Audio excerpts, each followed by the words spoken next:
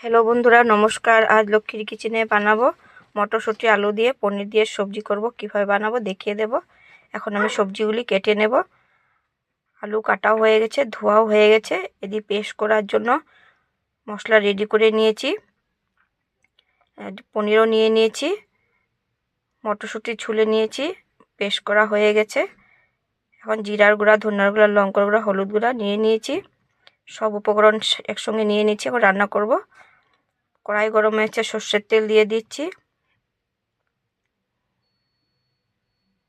আলু দিয়ে দিচ্ছি, ভালো করে ভেজে নেব।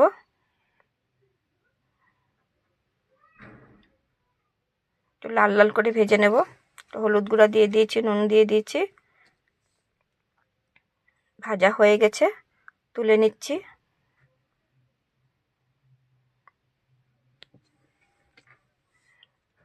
আলু সব ভাজা হয়ে কিছু, এখন পনির ভেজে নেব। পনিরও লাল লাল করে একটু ভাজবো। পনির ভাজা হয়ে গেছে, তুলে নিচ্ছি। পনির ভাজা হয়ে গেছে সব। জিরা ফোড়ন দিয়ে দেব, শুকনো লঙ্কা, তেজপাতাও দিয়ে দিয়েছি।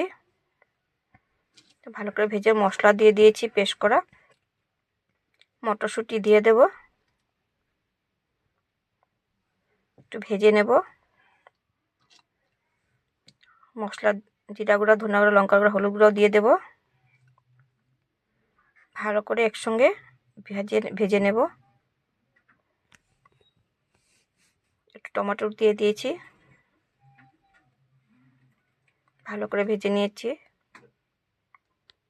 এখন আলু দিয়ে দেব। আলু মশলার সঙ্গে ভালো করে ভেজে নেব। পরিমাণ মতো নুন দিয়ে দেব, সামান্য একটু চিনি দিয়ে দিয়েছি। ভালো করে ভেজে নেব। ভাজা ভাজা হয়ে গেছে, জল দিয়ে দিয়েছি।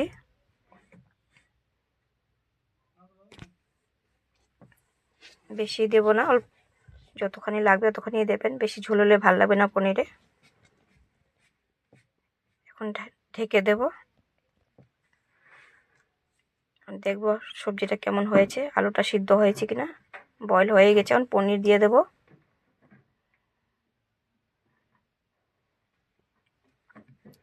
নেড়ে চেড়ে গরম মশলা দিয়ে দেব, ধনিয়া দিয়ে দেব। সবজিটা হয়ে গেছে, দেখুন কত সুন্দর হয়েছে। দেখুন বাটিতে তুলে নিয়েছি। কেমন হয়েছে আপনারা কমেন্ট করে জানাবেন। ভালো লাগলে লাইক অ্যান্ড সাবস্ক্রাইব কমেন্ট করবেন।